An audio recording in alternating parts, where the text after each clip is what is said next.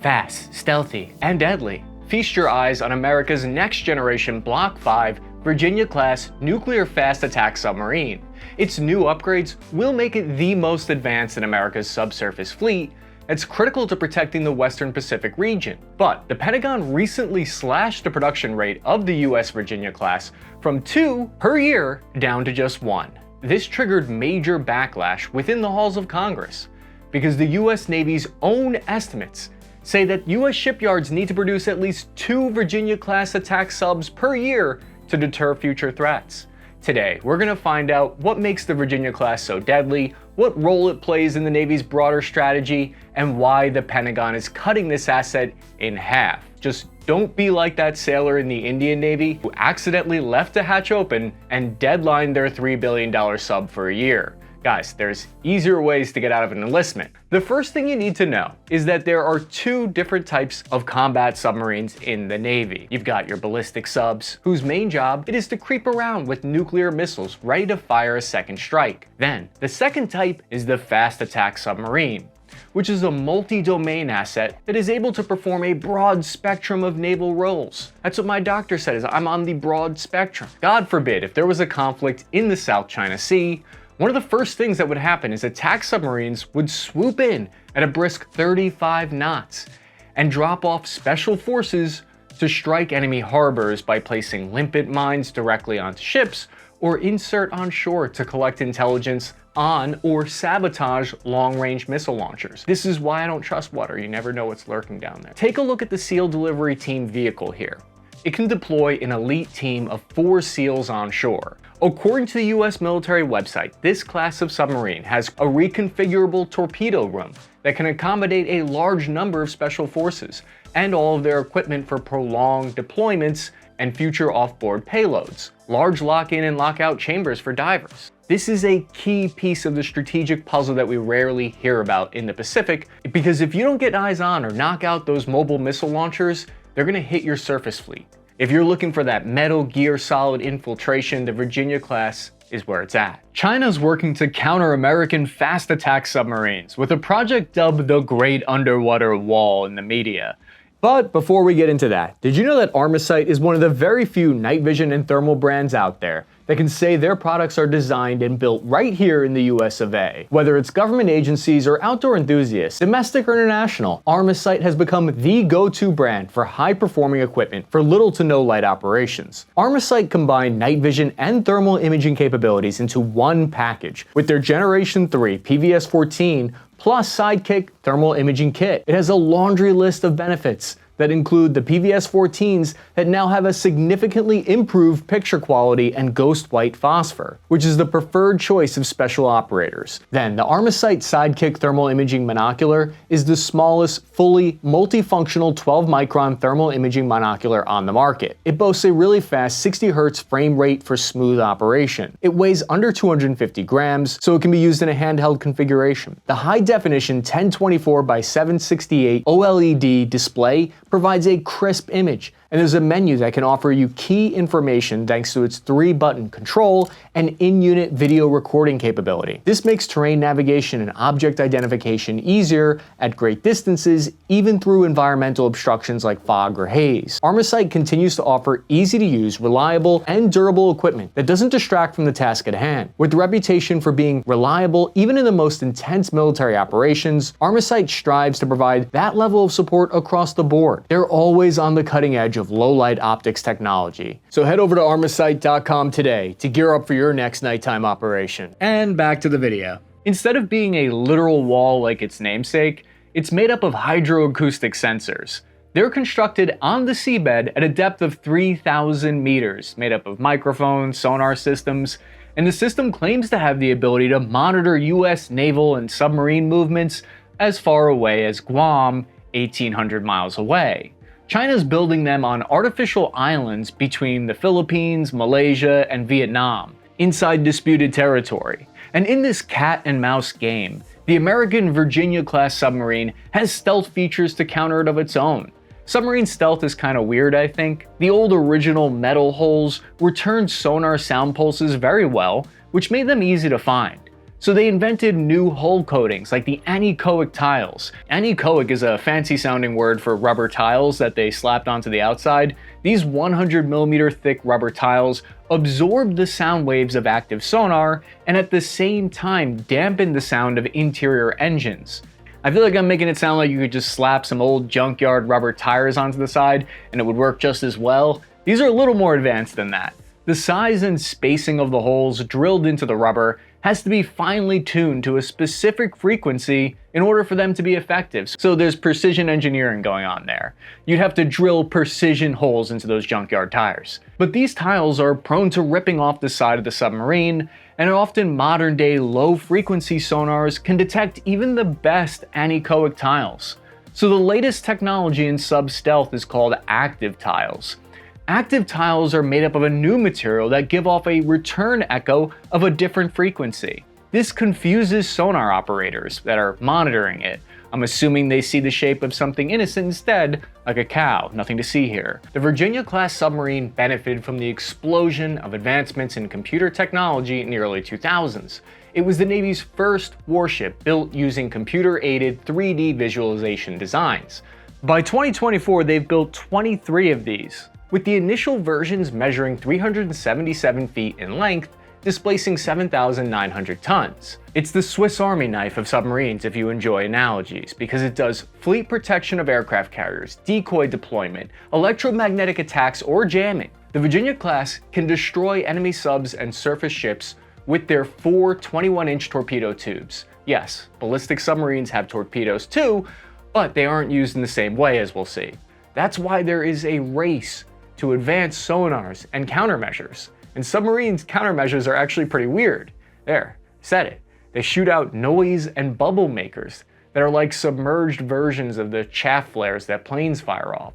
These distract sensors and torpedoes.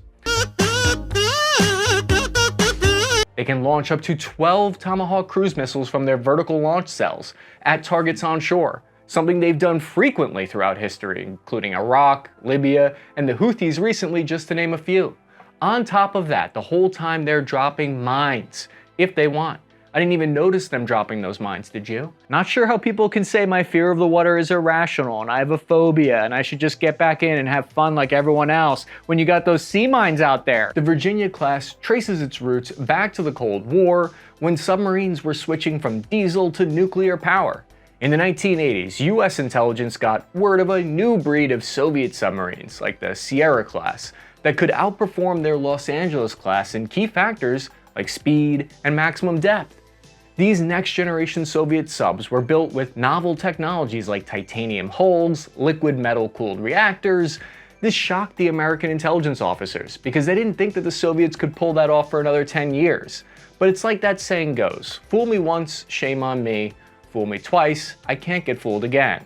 That's why in response, the US started development in 1989 of the Seawolf class to replace the Los Angeles class and beat the new stock of Soviet submarines at their own game. Big, advanced, and massively expensive. The Seawolf class cost an estimated $6 billion in today's money to build each one. They were the most expensive submarines ever built by the US Navy. The Navy could justify the cost, though, back then of these beasts because the threat of advanced Soviet submarines lurking just off US shores seemed imminent. But the collapse of the Soviet Union in 1991 and the end of the Cold War meant that the Seawolf class was canceled after just 3 were completed. This is where the Virginia class comes in. She was envisioned as a cheaper, fast attack sub than compared to the Seawolf. The original cost was only around $1.8 billion.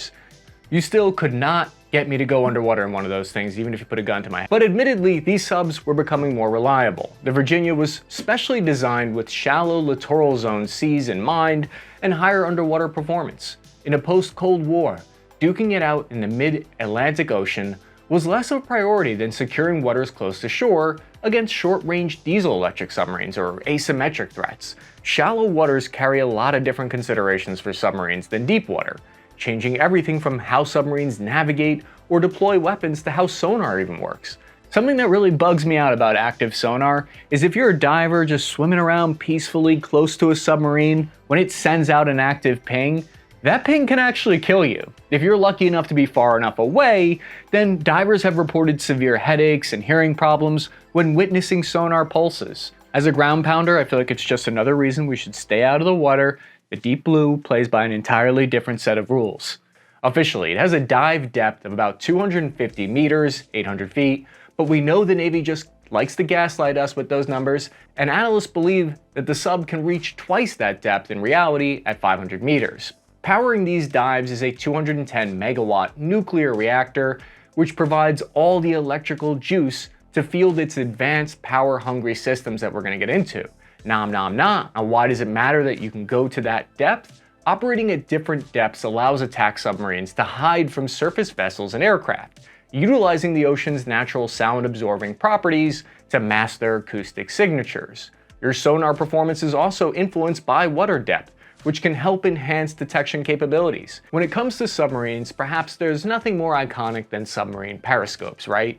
Something that's 9 meters long in length, just poking out of the water. There's something fun, dare I say a little naughty, about being underwater and peeking out like that.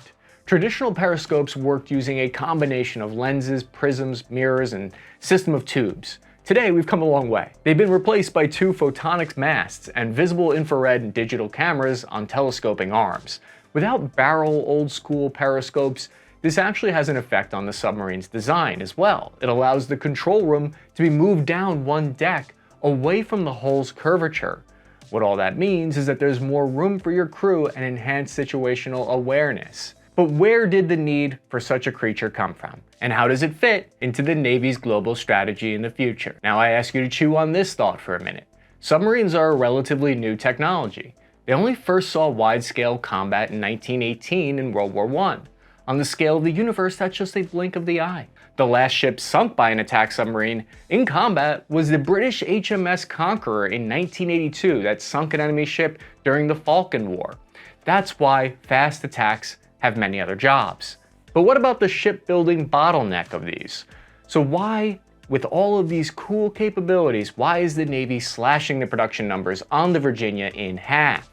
Part of the problem is that while the Virginia class was first produced as a cost-effective alternative, the continual advancements have added more complexity to the class. New additions have meant that the cost per sub has jumped to around $4.3 billion in 2023. The Navy has kept costs down as much as they could through use of commercial off-the-shelf components where possible, but despite the Navy's goal of producing 2 Virginias a year, shipyards so far have only been able to deliver 1.2. This also has to do with the fact that there are currently only 2 shipyards in the entire United States even capable of constructing nuclear submarines. However, splitting production like this slows down manufacturing and adds costs. The challenge is not insurmountable though.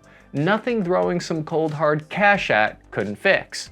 You know that $95 billion Ukraine/Israel foreign aid package passed in April that everyone's talking about?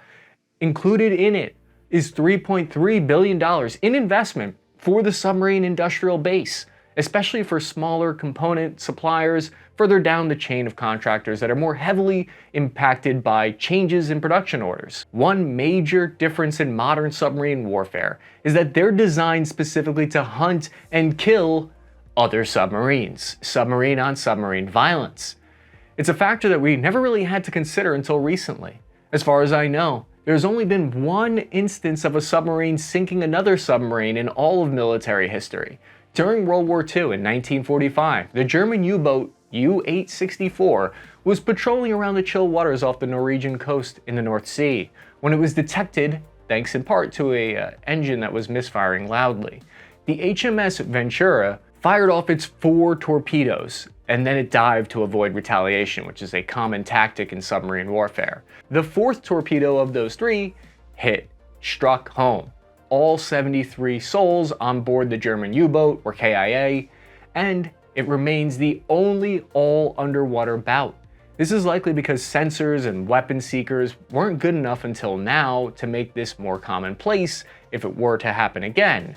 Take a look at the large aperture bow sonar located in the front of the Virginia class. Compared to the older spherical sonar arrays, the horseshoe shape and water-backed design allowed the LAB sonar to be both larger and more sensitive. It has multiple fiber optic sonar arrays along the sail and sides of the hull for all around 360-degree detection. An additional towed array can be deployed at low speeds for better passive listening.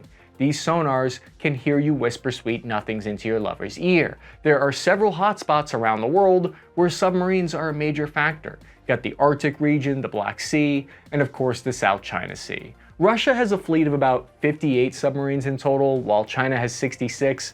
But what about when it needs to attack? The Virginia-class subs can get into position and thrive in contested and denied areas that adversaries think are safe from attack. The first versions carry a total of 25 missiles or torpedoes in the torpedo room, plus 12 missiles in the vertical launch tubes. But now, the next generation Block 5 version currently being constructed pack even more firepower into the Virginia class by adding an extra hull section called the Virginia Payload Module. This adds an extra 82 feet of length and 2,400 tons to the Block V. With the VPM installed, the Block 5's cruise missile capacity jumps from 12 to 40, more than tripling its ability to hit shore targets. All this is to say, the US Navy is trying to cram extra missiles everywhere they possibly can right now. My aquaphobia is slowly fading away hearing about how well protected these submarines are. I might even think about looking at one of them from the safety of shore. If you're a ground pounder like me, it probably sounds funny to call submarines boats, but according to the US Navy, submarines are technically ships, but are traditionally referred to as boats. So if you want to sound like you're in the know, call them boats, I guess. Welcome to Task and Purpose, where we get way too far into the weeds. One of the tactical reasons why attack submarines are important for the US Navy is because of potential adversaries, rivals, or whatever euphemism you prefer for China. They greatly improved their submarine detection capabilities in China. And as stealthy as the Virginia class is, torpedo attacks still expose the vessel a lot more because they need to get closer to fire it. And a detected sub is almost always a dead sub. Hunting submarines is still one of the Virginia class's primary missions, and it has a few tricks up its sleeve to get the job done. For one, the US Navy has one of, if not the best heavyweight torpedoes in the world, the Mark 48 ADCAP at 3,700 pounds. First built in 1972, the Mark 48 has been continuously upgraded ever since, and is almost completely redesigned it in 1988 to counter those fast and deep diving Soviet subs that I mentioned earlier, which is why when it first designed the ADCAP for advanced capability, its fast speed of over 55 knots means it can outrun any enemy sub. But the Mark 48 has one major drawback. Each ADCAP torpedo costs around $4.2 million. Navy officers like Captain Chris Polk worry that in a true dust-up with a near peer, the Navy would run out of these advanced torpedoes way too quickly. As the program manager for undersea weapons, Captain Polk is heading up a proposal called Raptor for Rapid Acquisition Procurable Torpedo. That's a mouthful of a program, but it aims to develop a torpedo with the same explosive punch as the Mark 48, but it costs $500,000 less. We've recently learned just how devastating minefields can be on the ground in an offensive in the war in Ukraine. In fact, I think it's safe to say it surprised a lot of military analysts how a few thousand mines can be quickly placed and essentially halt an entire army. Would the same be true for the Navy? That's why the Virginia class has the Hammerhead mine, brand new. These little devices are basically a container that rests on the sea floor that holds a modified Mark 58 lightweight torpedo inside. Once the sensor on board detects an enemy target nearby, out pops an active homing torpedo to chase it down. A major initial tactical component to fighting in the South China Sea would be to make that entire region lousy with Hammerhead mines. The weapon has been fast-tracked by the Navy for production since 2020, and it might already be in service. The strategy would be for these underwater drones to covertly place the mines at key choke points, potentially even before a war kicked off. Once the shooting starts, the mines have a communication module on board can actually receive remote activation signals, activating entire pre-placed minefields from afar.